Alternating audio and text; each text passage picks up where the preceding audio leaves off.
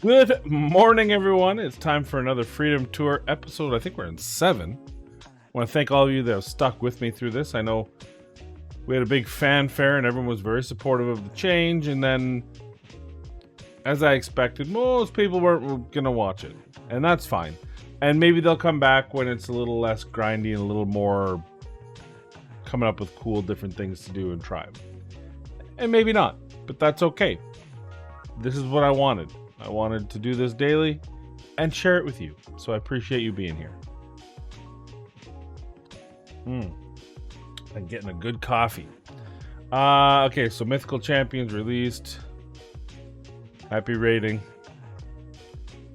Fire Knight Turn Attack. Champion Skin. Player Days Pack. Oh, claim rewards. There's still... Oh, I guess I can claim that now. Guys working hard. Thank you very much. What do we have? We got almost 2 weeks because a lot of those little quick time events. So we got double times sacreds.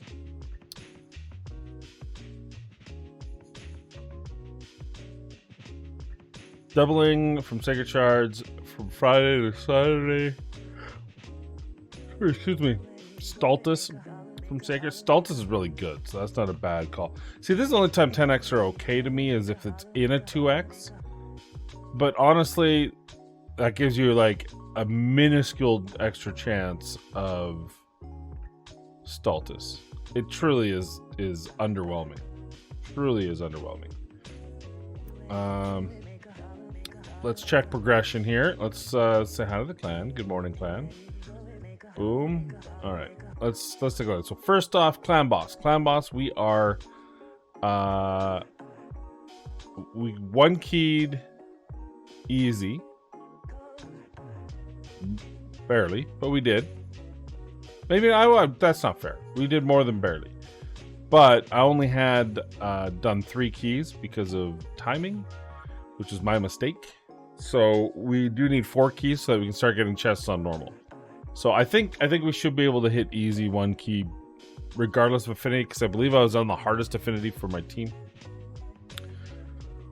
So that hey, look, we're in position 1 of 5. Look at us crush it. Of course, I won't see any of that great glorious result. No fragments yet. No, what are they? Quartzes.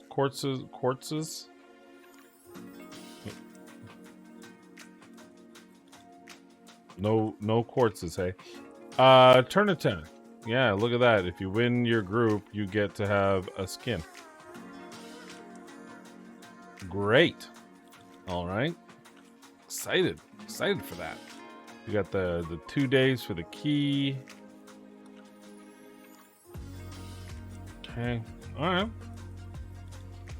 right. Okay. So dungeons. We took these all to level 10, I think. Oh, level 9. So maybe level 9, 10, 8. Wow. Oh yeah. Sure. Excuse me. I guess it makes sense that because I have a lot of Spirit Affinity champions, so magic's going to be difficult. Didn't do anything further with the Minotaur's Labyrinth. We did kind of run some spider, and then I was like, why am I doing this? I might try it again just to get some accessories. We took Ice Golem to 5. That's as far as I felt, and then I got bored. Stage 8 of Dragon. I didn't try Fire Knight. We did do some Faction Wars. Hey, look at that. More energy. So we did... some Dark Elf. I don't think I have any undead to do undead. Yeah, I do that. Poor guy by himself. But, you know, why not? Oh, look at that. A Primal Shard gift. Go to shop. Where, I don't know, there it is.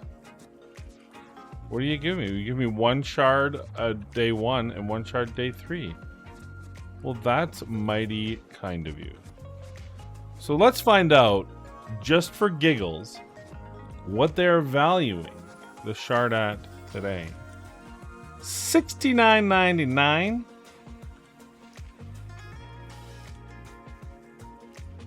And how many does that give you? 5. 5 for $70. So it's 5 for $40 in their. Oh, that's a 3-pack. Do they have a 5-pack? They have 5 here, so it's the same price as Voids. $69.5. So what they have? Oh, that's a 2-pack. They have a 3-pack. They have a 6-pack for the same price. So primals are just a little bit more than ancient shards in their glorious, like never buy from here. But at least that gives you an idea of what they're trying to say the worth is. Interesting. I don't know what that. We'll have to see it in offers, I guess. Now we're never gonna see. Are we gonna see 2X's on that? Are we gonna have 10X's? Are we gonna have any X's? I don't want to summon them yet. I want to understand a little bit before I summon. Okay. Do we want Jamarsa? Yeah, we do. Yeah, let's do it. She's blind. She's blind to the injustice of mythical shards. So, okay. So we all panicked about mythic shards. We all got up in arms. I'm still not convinced that it's not an issue. Right? There are some glaring issues here. So the good news is you have a 1% legendary chance instead of a 0.5 on ancients. You have that mythical chance, and you have doubled epic chances. Still get rares. But the mercy system's a little bit scary because primal is a 1% increase after 200 summons instead of a 5% on ancient and voids, which means it's 300 to hit mercy. So if this is worth 10%, 20% more than ancient shards, does that mean they're putting them at $150? Is that where their kind of value is? We'll have to see when a pack comes out. They're $1.50. What is that? $450 to hit pity? Good value. Value. It's not value. All right. 8 minutes. I haven't even done anything. Campaign. We finished normal. Right. We pushed all the way through normal. We completed it. Got our void shard. Then hard level. We're just can't quite. There's a couple at the end. We can't 3-star. Probably could if I manualed it, but I didn't feel like it. And so now we were pushing brutal a bit. I think on here I was having some problems on staying alive. A lot of force affinity here. I was leveling people with our good now level 50 3-star ascended. But if I want to get through this, I can just bring in the heat. I've decided to build Spirit Host. I to 50. I don't know if I'll go 6-star on her. We'll see what other champions we get by then. But I've decided to put a little bit of investiture in her because it's free investing. Because I can farm her for free to get her books, right? And I think there's an underrated aspect here. She used to be a mainstay. You pretty much had to build her. Like, there was no, well, if you build her. No, you built her because you pretty much had to build her to compete in the early arena, And obviously, I don't need her for arena now because I don't need the speed, right? The speed I have for arena, I have Monkey King. So we're fine there. But I still like the idea of having her for Dark Elf and for having that kind of cleanse with block debuff. And I think if I have that timed right, I think it's something I can use. Is my long-winded way of saying that's why I'm going to build her, is to use her. There's no downside to building her out other than food resource. What? Since when did he get a triple attack? I've never seen that before. Got him though. That was weird. I think here we should be able to go to food again. We'll see. If we can't, we can't. So anyway, so we're gonna build. At least try to build these up. We're gonna build her. I'm gonna take Deathhound to 50 as well, eventually.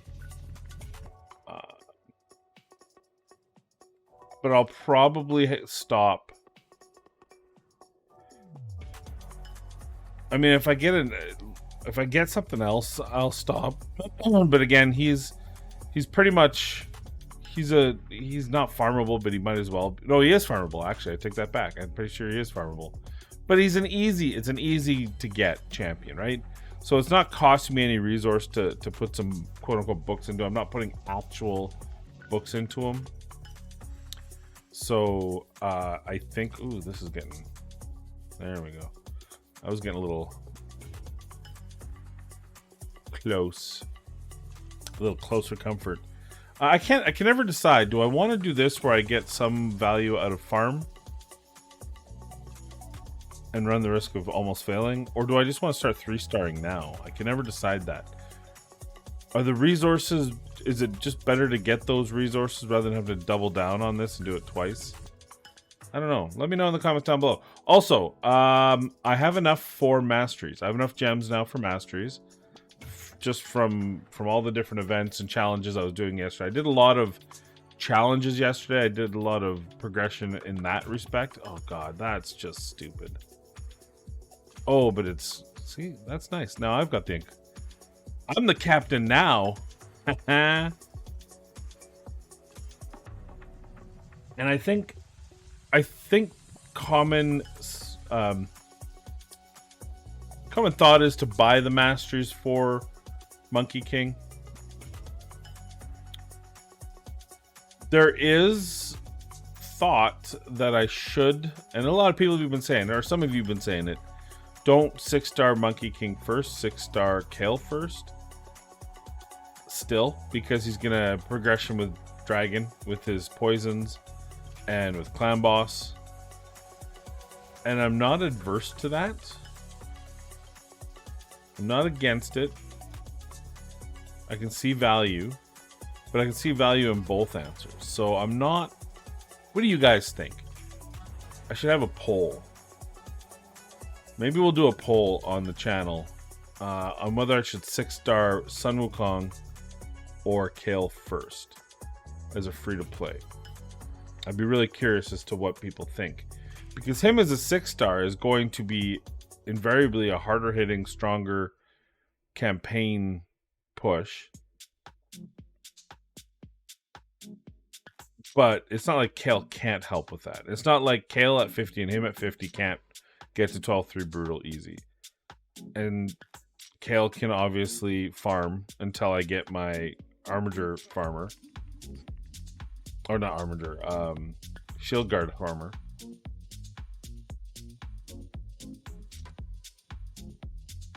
So, I don't know. Oh god, this is gonna be ugly. Oh god, that was close. Oh, that was so close. Oh, I've gotta... Yeah, change one of them out.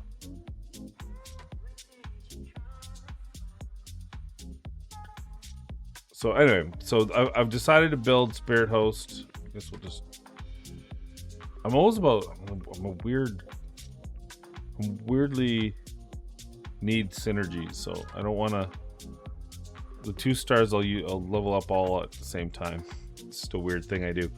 I did take Spirit Host to 40 because I thought I was going to use her for food, and then I thought, no, you know what? I think I want to use her. I think she's got a good, easy kit, which will. So here's the rest. I didn't finish my thought on that. The reason why Spirit Host, when invariably there'll be better champions, I'll probably get. And the reason is because using her and having her as essentially a fully free resource, who's only going to take a space. That's the only cost she has, is taking a space in the lineup. When leveling her, means that I can concentrate my actual resources, my not free. I mean, I guess they're all free. That's the whole point of the series. But you know what I mean? Like, I can get my books on someone else. My rare books don't have to go to her, so I can keep my rare books in case I get a cold heart, in case I get, Bellower. I'm talking about void rares, like I'm gonna pull a void anytime soon. But this is just it's a way to stockpile resources. Though I will say my Kael is already 6-star. I'm not pulling any shards, so who else could it be? Maybe a War Maiden, though I don't need War Maiden right away, certainly. So I don't know. I've got thoughts. Also, with the I did get some gear from the forge. Unfortunately, I don't have any silver to level it up yet, but I did pull some gear there. Let's take a look at that. Forgot to show you that. So it's forge gear here. I made out my perception into the 5-6 and 4-5. Did the same with resilience and the same with swift parry. And I think that's all now we're broken that, right? But that did give me some very usable pieces. Did I put any on anyone? I thought I was moving. I got Shield Guard, a nice little 6-star with a double crit rate on it. So that's going to be really good for him. And that's going to, honestly, that's a piece for, and it's got speed. It's too bad it didn't land into speed, but honestly, that's a pretty good set for endgame. For like that, this chest will get well used. Now it puts him out of lifesteal for now, but of course I'll be doing more dragon at some point. And even this one with the HP crit damage is not bad.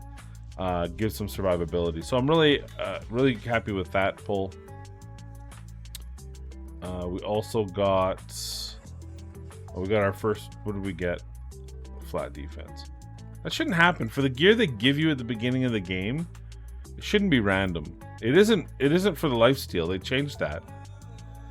You always get speed boots. Why wouldn't you always get speed boots from the Jizzo? I might build Jizzo.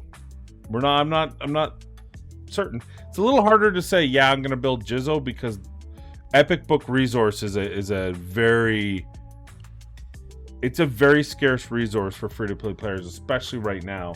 So for me to say, yeah, I'm gonna build them, but frankly, when I'm done putting books into Deacon, I'll probably have another Epic that's probably more important. So I don't want to commit.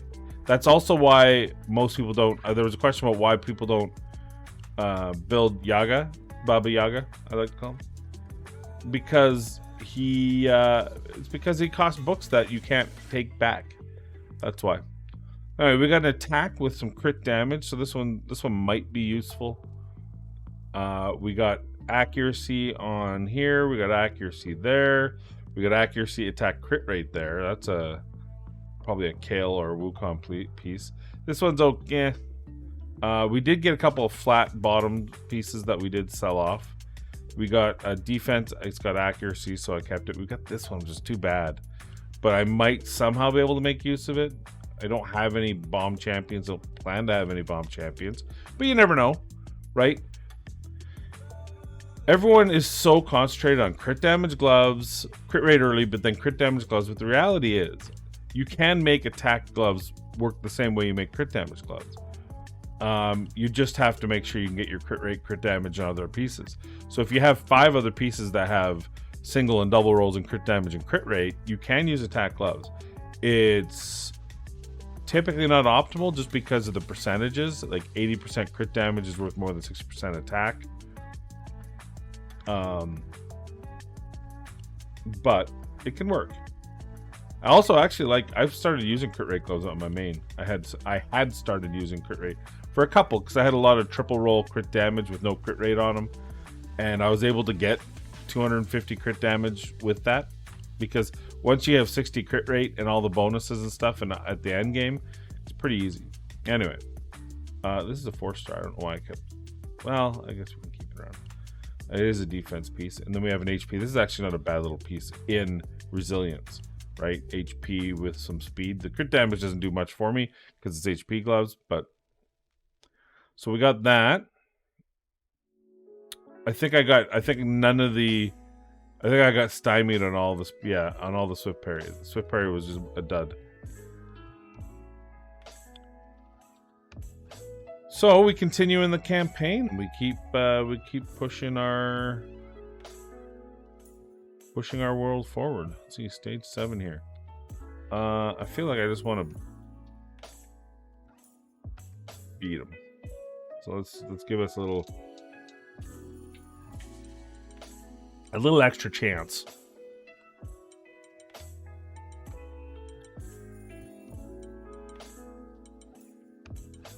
Maybe I should. Maybe I 6-star Deacon first.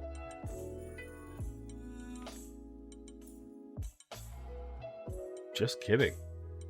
Why are you guys getting so angry? Yeah, I don't. My instinct tells me Sun Wukong, but I'm intrigued with the idea of still 6-starring Kael. I feel like with Amanda's account, I 6-starred Elhain first, and then by the time we get going, we never really used her. But the difference there is there was a little bit of a spend there. Not a lot, but there was a spend. There was some money spent. So it's a little bit of a different scenario. Ooh, we got a lot of there might be a lot of magic in here, so this might be.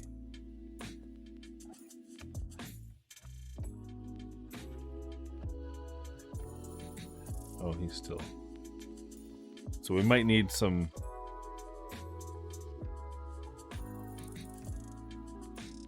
It's also I did 4-star Death Hound because again he is going to be food. I shouldn't have. I should just be pure food until I get 5-star. I could always take Kael to 5-star and then make the decision. I know the common theory is to stop making lots of 50s and just make a 60. But the advantage again is that you would have someone. He's going to be invariably better at the areas where he's most important, like Dragon and if I can get to 13 Dragon, I think it's 13. I think that's a next spot for farming. So it might not be the worst thing to decide to do that. I don't know, lots of choices. I mean, I guess it doesn't really matter. I could do either, and either is not a particularly wrong idea. Sun is going to hit so hard in 6-star, and he's got so many cool little tricks that he can do. But the reality is, having him as the slightly weaker is actually a good thing, because if he dies and Kael lives for 3 turns, he comes back. It's a great mechanic that's actually helped me a bit in this game get through some content. So, you know, maybe that's the right call.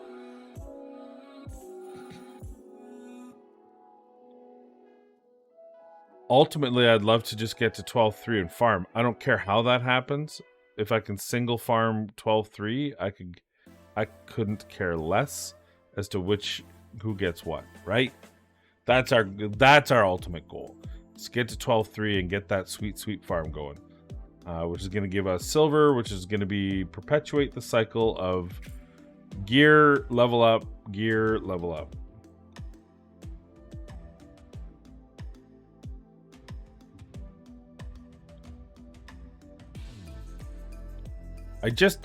I've always, so as a free-to-play, it might be a slightly different, but I've always kind of had a Kael is overrated mentality. And the reason why... Oh, jeez, that hurt. Hey, whoa, whoa, whoa, whoa, whoa, whoa. Yeah. Yeah. All good things come to an end. I think I can just sneak a Kael in there and we'll get through this. The problem with Kael is because he has the 2.5%, and because his poison isn't 100%, you're looking to replace him in the clan boss. He is not a end game clan boss champion because of his kit, or because of his percentages and his kit. But he is absolutely a beast in the early game in those same areas. Any area that needs poisons. So the question becomes, do I invest immediately in Kael just to pull a feign and be like, oh, well, that was a waste? And is it a waste? Will I not still use him? Oh, but, or is having Kael mean I can hold off on building out that poisoner I pull so that I can so I can grab champion that can help me in another area, right? All these choices. Free to play has so many choices. Free to choose, it should be called. It's not free to play, it's free to choose. Because you just can't do everything. Because you just don't have the resources or the time to do everything in this game. You're free to choose what you want. What you really, really want.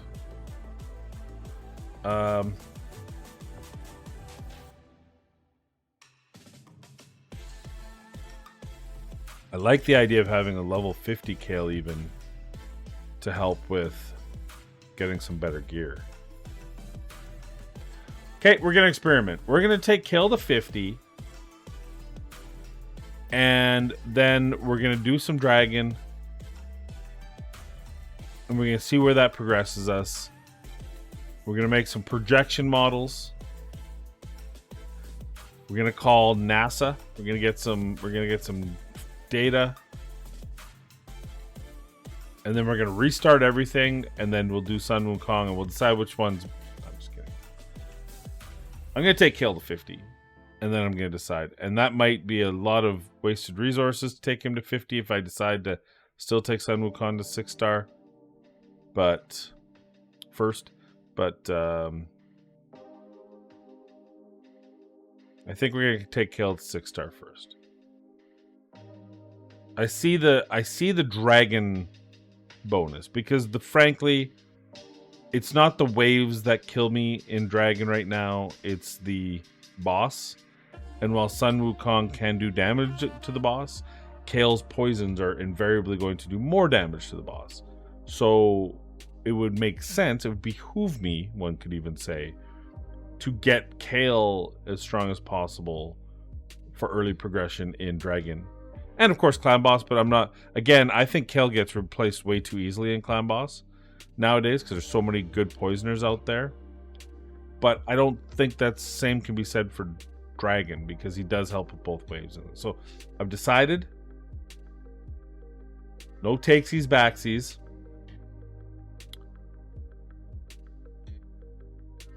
I don't have any. I have 1 4-star food. And I have 3 3-star champions to get there. And I have a bunch of 2. So it will still take a bit. We still got to push forward. So there you go. That's kind of my thought. Ooh, another. Yes, another. Ooh, 3 ancient shards. I'm going to have so many ancient shards. Okay, I need to know in the comments down below. 1, do you think I'm crazy? I'm 6-starring Kael first. I mean, if there's some absolutely compelling reason that you guys can give me to not do that, let me know. Number 2. What was number 2? I'd asked you something else early. Well, you guys watched it. Whatever I said, put that in number 2. And I don't even remember number 3. The third, I need a third thing that I needed to know. I gotta think about it. I'm so tired. I'm always tired. Well, actually, I'm not that tired. I'm pretty awake. But we 6-star Kael first, although I'm gonna Is that the right idea or not, I guess is the question. And do we pull in the first 2x Ancients? So do we pull the second we hit 2x Ancients? Are we pulling no matter what we have here? We've already got 15. And it's 2x Sacreds right now. So unless Plarium pulls another triple weekend, we got another month before Ancient Shards comes around, right? So, like, do we do that, or do we want to wait? I think I can't wait for a guaranteed event, because I'm not going to have that many. I don't have that many ways to get shards until I get better clan boss. So I think it makes no sense to wait for a guaranteed or a buy one get one or any of the other kind of things they throw in there, because I just don't like this is all well and good, but these are all one-time things. These aren't daily events that I'm getting these shards from. Although I did get really lucky in the dungeon, but anyway, whatever. Point being, that's what I'm thinking is hold on to the 2x Ancients and then pull on the first one, which is going to be a month from now, unless they add everyone's, like, who knows? That's what they love doing now, is just throwing everything's good, valuable thing. So maybe that'll happen. So let me know there, though. I think probably we'll pull for the next two. We'll wait for the next 2x, which will be a month. So I'm going to do that. Let me know your thoughts on Spirit Host. I feel like it's free value, so even if I do build him, I can still use her for food. It wouldn't be a big problem. I think taking her 6-star eventually is not a bad idea, because she is going to be helpful, in my opinion, in Faction Wars, but maybe I'm wrong. She used to be so good, and she kind of fell by the wayside because everyone gets so many good champions. And hey, you know what? 60 days or 30 days. Did I say 60 days? 30 days from now, when Ancient Shards are 2x, we might have a whole bevy of other champions to pull, because really, as a free-to-play player, the real value in Ancient Shards is your epics. Like, how many times I pulled Amanda's shards and we wouldn't get a legendary. She hasn't, I mean, she got Morty Macabre, which is sweet, but he's not a be-all, end-all account changer. But her epic account changers, Stag Knight, Geomancer, Suiren, right? We actually replaced Geo with Suiren, and even though she in the team is worse, or like for stats wise, she's not as well built out, her potential, like she's got 3k attack, and we did the same damage. I can't imagine the potential of that on a free to play of Jamarsa or of Suiren, when you can slowly build up her gear. So, and that was on Force Affinity. We did about the same damage, which is the worst one, because your Seeker is underperforming. So I'm excited. I'm excited for those things with the Ancient Shards, seeing what champions we pull. Ultimately, the decision comes down to who you get first. A lot of the times it does. If, say, I pulled a Suiren, yeah, I'm going to build her. I'm going to build her for Clan Boss. We're going to prep having someone like her. So then what happens if I pull another defense down champion? Well, actually, I might not build her because I've already got Deacon. So then that's a perfect example. I may not build Suiren because I have Deacon, but maybe another champion, I pull a multi-poison champion. Say I pull Urticata or one of those champions.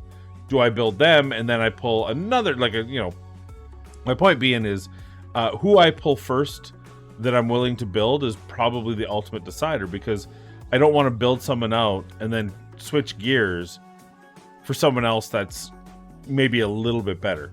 To build free-to-play, they've got to have either a definitive place in this game, and they're not just replacing for nominal increase. So that's kind of the thought there. So there you go. There's my world. Thanks for watching. I appreciate you guys for sticking around through 7 episodes. I hope you stick around for 300 more. And we'll see where this wonderful journey takes us. So I appreciate you. And please be kind, be safe. And we'll see you tomorrow.